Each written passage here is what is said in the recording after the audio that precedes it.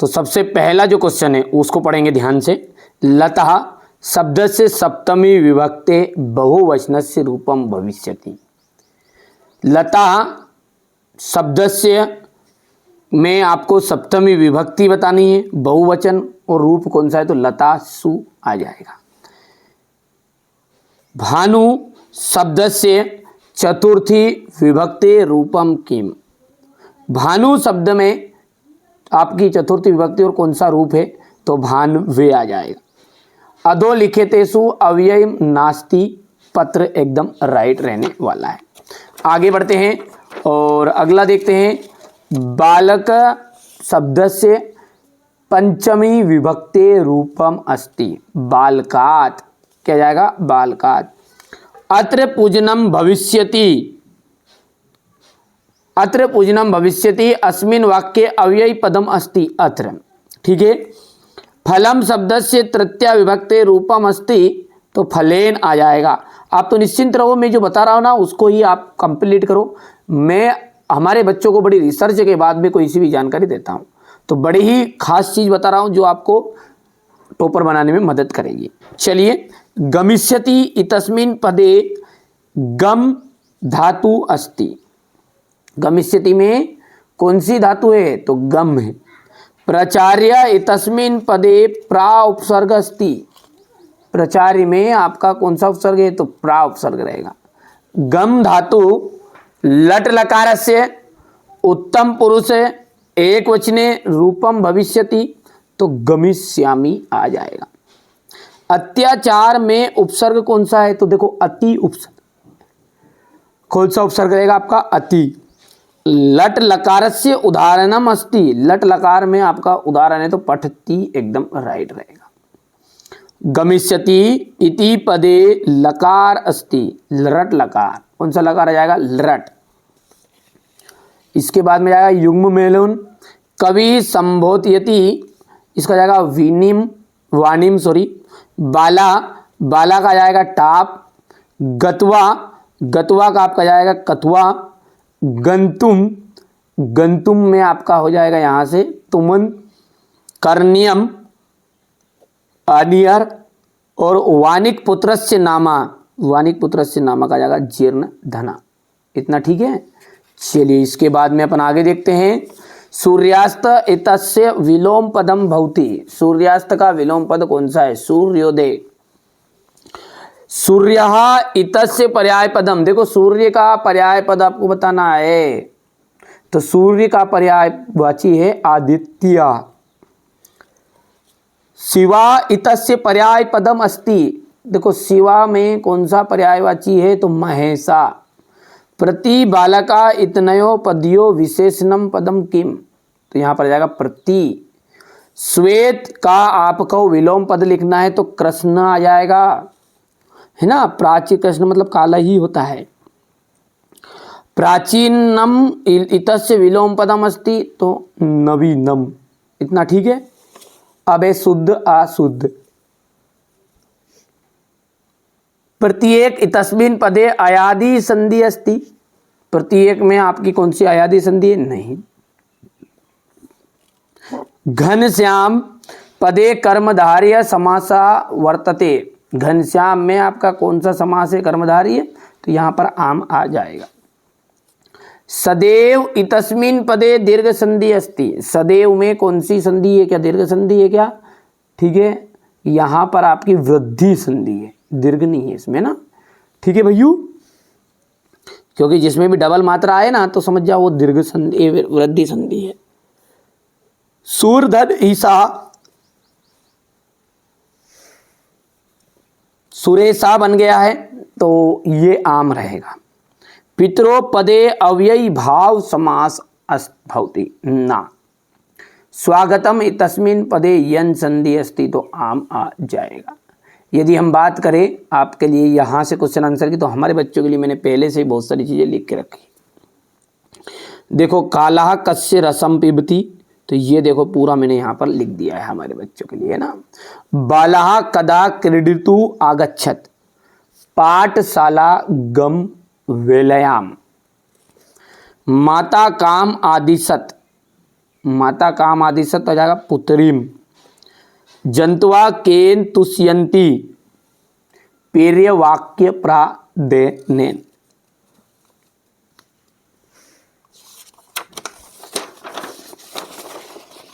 इसके बाद में यहां से देख सकते हैं आप ये क्वेश्चन नंबर 9 का, ठीक है। याद कर लो बेटा जितना कर सकते हो, और मैं जो आपके लिए, ठीक है, अलग अलग टुकड़ों में जो चीज़ें बताऊंगा ना उनको आप जरूर चेकआउट करते रहिए। जैसे निबंध हो गया है, अवकाश हो गया है, आप जो ऐसा चाहो वैसा, मेरी जवाबदारी आपको अच्छी से नंबर दिलाने की। हम अच्छे से मेहनत करेंगे बेटा। आप MP के कोई से भी जिले से हो, मैं जो तैयारी करा रहा हूँ उस तैयारी के साथ मेरे साथ आप रहोगे ना तो आप टॉपर बनोगे, ये जवाबदारी है, ठीक है। पर लेकिन जो रेगुलर वीडियो आ रहे हैं उनको थोड़ा आपको चेकआउट तो करना पड़ेगा, है ना। कोई एक वीडियो से टॉपर बन जाता तो फिर हो गया काम। अभी तक इतने पेपर आपने देखे, कहीं पर भी आपका जिले का पेपर मिल गया और रियल तो बता दो मेरे को। नहीं मिला तो आप अच्छे से तैयारी करो, मैं जो बता रहा हूँ उन चीज़ों पर फोकस करो, अच्छे से पढ़ो, और बाकी सब मैं संभाल लूँगा, मेरी जवाबदारी है ना। यहाँ से क्वेश्चन नंबर 11 को देख सकते हैं। इसमें भी आपका कीमर्थ आ जाएगा, कस्मात आ जाएगा।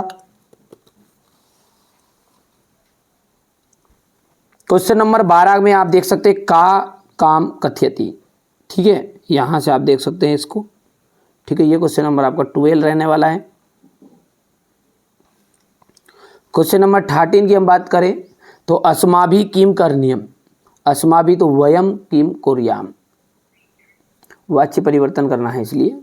सा पाठम पठति तेन पाठा पठियत, सा हस्ति तो तेन हस्यते। 2 श्लोक आपको सुभाष तानी के करने हैं आपकी बुक से। यहां पर अपन बात करेंगे क्वेश्चन नंबर 15 की, तो ये क्वेश्चन नंबर 15 आपका रहेगा। क्वेश्चन नंबर 16 में ध्यान से देखेंगे, ठीक है।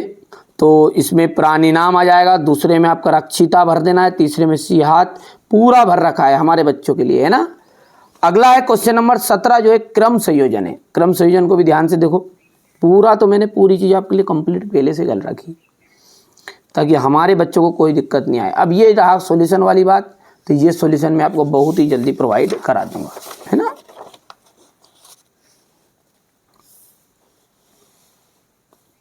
यहाँ से देख सकते हैं आप थोड़ा सा, ठीक है। इतना हो गया है। ये क्वेश्चन नंबर 19 रहेगा आपका।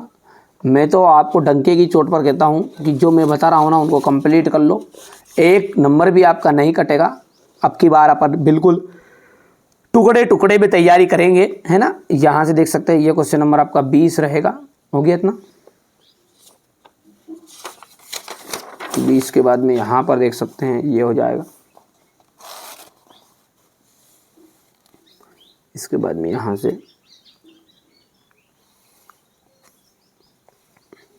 ये रहेगा क्वेश्चन नंबर 21। हो गया। ये यहाँ पर है क्वेश्चन नंबर, संस्कृत भाषा अस्माकं देशस्य प्राचीनतमा भाषा अस्ति। देखो संस्कृत भाषा अस्माकं का मतलब क्या होता है, हमारे देश की। तो मीनिंग क्या बना आपका, संस्कृत भाषा हमारे देश की प्राचीनतमा भाषा अस्ति, पुरानी भाषा है, पुराने जमाने की भाषा है। प्राचीन काले, पुराने समय से ही। सर्वे का मतलब होता है सभी, सर्वे मतलब क्या होता है, सभी। भारतीय यानी भारतीय, और एव का मतलब होता है ही। क्या होता है, ही। एक एक चीजों को ध्यान से समझो आप। तो प्राचीन काले सर्वे एव भारतीय, प्राचीन काल में सभी भारतीय ही संस्कृत भाषाया, संस्कृत भाषा का एव ही व्यवहारम कुर्वन्ति स्म।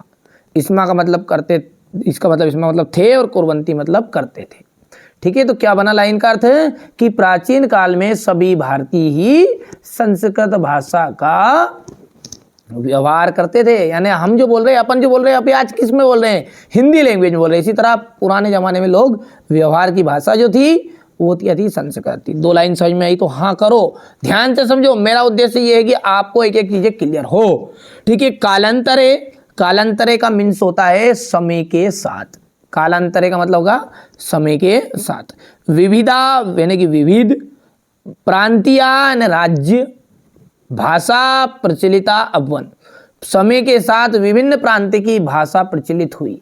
जैसे आपकी पंजाबी हुई, सिंधी हुई, गुजराती हुई, तेलुगु हुई, ये सब भाषाएं प्रचलित हुई,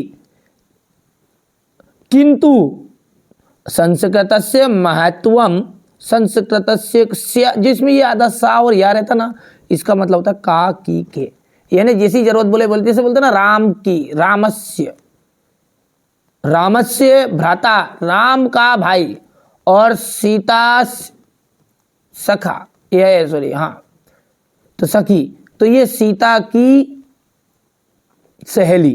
तो इस तरह से काकी के निकलता है मतलब किसका, आधा सा और या का, यानी सिया का। तो किंतु संस्कृतस्य महत्तम अज्ञपि, अज्ञपि का मतलब होता है आज भी, इसमें दो वर्ड जुड़ा है, अज्ञ धन अपि, अज्ञपि ना आज भी, अचूर्णम वर्तते, आज भी क्या है, दुर्लभ है।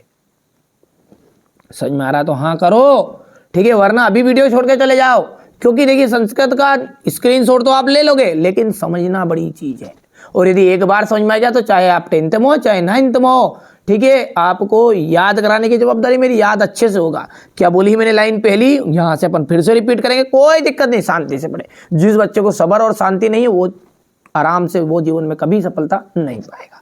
संस्कृत भाषा अस्माकं देशस्य प्राचीनतमा भाषा अस्ति, संस्कृत भाषा हमारे देश की सबसे पुरानी भाषा है।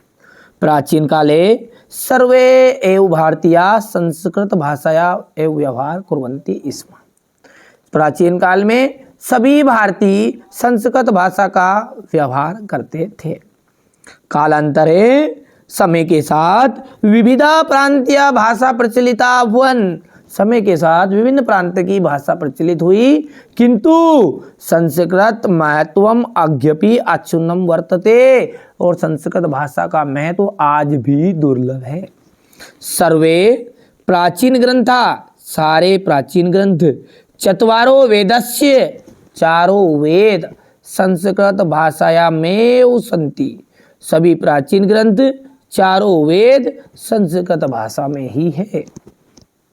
संस्कृत भाषा भारत राष्ट्र से एकतया आधार अस्ति, संस्कृत भाषा क्या है, भारत राष्ट्र की एकता का आधार है। आगे बढ़ते हैं। संस्कृत भाषाया, ये आपको यहां से नहीं करना है ना बेटा, ये अब 4 नंबर में आता तो ये यहां से यहां तक आपको नहीं करना है। ये मैंने जो टिक मार्क किया इसको आपको लाइन को कट कर देना, यहां से पढ़ेंगे। संस्कृत भाषाया स्वरूपेण रूपम पूर्ण रूपेण वैज्ञानिक अस्ति, संस्कृत भाषा क्या है, पूर्ण रूप से वैज्ञानिक पद है। बस इतना सा ये वर्ड आपको चाहो तो लिख सकते हैं, इतना सा आपको ये लिखना है। मैं यहाँ पर निशान लगा, ऊपर का हो गया, इतना लिख दिया, फिर बस इन सबको मारो गोली, क्योंकि 4 नंबर में हमको खास खास चीज़ें लिखनी है केवल। आगे बढ़ेंगे तो यहाँ से अपने को पढ़ना है। संस्कृत भाषेन भारतस्य प्राणभूता भाषा अस्ति, संस्कृत भाषा ही भारत राष्ट्र की क्या है, प्राणभूता, यानी कि क्या है, आपकी प्राणवायु की तरह भाषा है। राष्ट्रस्य एकम च साध्यति, ये राष्ट्र को एक बंधन में पिरो के रखती है। ठीक है भैया, बस इतना आपको कर लेना, बस इतना ही बहुत है, ज़्यादा लंबा चौड़ा आपको लिखने की ज़रूरत नहीं है, ये आपको लिखना है। ठीक है, मैं बता रहा हूँ, और यहाँ से ये लाइन लिखनी है, और बाकी ये देखिए यहाँ से तो आपको यहाँ तक लिखना है। पहली चीज़ समझ में आ गया, ऊपर से कर लो कंप्लीट इतना अस्थि तक, अस्थि के बाद में एक लाइन यहाँ से उठा के लिख लेना है ये, और फिर डायरेक्टली यहाँ से कूद के एक लाइन कर लेना है। ठीक है, हमारे बच्चों को अच्छे नंबर आए, बस इसी उद्देश्य से मैं कार्य कर रहा हूँ। तो ये मैंने आपको संस्कृत भाषा का महत्व बता दिया है। एक और कालिदास का कर लेना, बस दोनों के अलावा आपको कोई सी चीज़ करने की जरूरत नहीं। वैसे महाकवि कालिदासा मम प्रिय कवि अस्ति, महाकवि कालिदास, मम मतलब होता मेरे, प्रिय कवि है। महाकवि कालिदास क्या है, मेरे प्रिय कवि है। सा संस्कृत भाषाया, वहाँ संस्कृत भाषा श्रेष्ठतम कवि अस्ति, वो श्रेष्ठ कवि है किसके, संस्कृत भाषा के। ठीक है, यादृशा रस प्रवाह कालिदासस्य काव्येषु विद्यते तादृशा अन्यत्र नास्ति। ठीक है, और सा कुल कवि कुल शिरोमणि अस्ति, वो क्या है, कवि कुल शिरोमणि है। कालिदासेन त्रिनाटिकानि, इनका नाम आपको नहीं करना, ये चीज़ें मत बताओ भले, आपको कोई जरूरी थोड़ी इसमें पूछा थोड़ी ये बताओ नाम, तो आपको क्या करना है, ये लाइन नहीं करनी। क्या लिखोगे, कालिदासेन त्रिनाटिकानि द्वे महाकाव्ये, दो महाकाव्य, द्वे गीति काव्ये चा रचितानि। बस ये भीतर का डब्बा डब्बा वाला अपने को नहीं करना है, ठीक है। बोलो लाइन बोलो फिर से, कालिदासेन त्रिनाटिकानि, तीन नाटक, द्वे महाकाव्य, दो महाकाव्य, और द्वे गीते काव्य चा रचितानि। कालिदासस्य लोकप्रियताया कारणम तस्य प्रसाद गुणयुक्ता ललिता शैली अस्ति। कालिदासस्य प्रकृति चित्रणम अतीव रमणीय अस्ति।